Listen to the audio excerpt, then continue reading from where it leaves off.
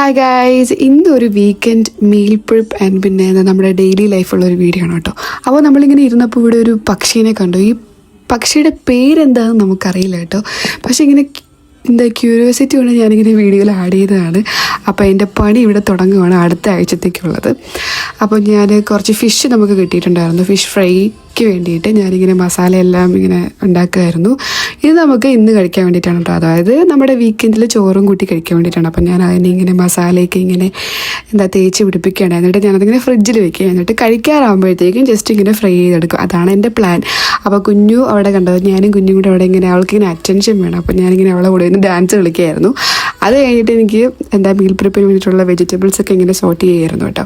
അപ്പോൾ എന്നിട്ട് ഇത് വന്നിട്ട് ബ്രോക്കളി ആയിരുന്നു. അപ്പോൾ ഇതെല്ലാം ഇങ്ങനെ ചെയ്ത് കഴിഞ്ഞു. പിന്നെ വന്നിട്ട് ഞാനിന്ന് ഉണ്ടാക്കാൻ പോകുന്നത് ഒരു ചിക്കൻ റൈസാണ്. 1 pot ചിക്കൻ റൈസ്. ഈസി ഒരു സാധനമാണ്. എന്താണെന്ന് എനിക്കറിയില്ല. ഞാനിങ്ങനെ ChatGPT നോക്കി ചെയ്യുന്നതാണ്. ഈസി ആയിട്ട് എന്തെങ്കിലും ഉണ്ടോ എന്ന് നോക്കിയിട്ട്.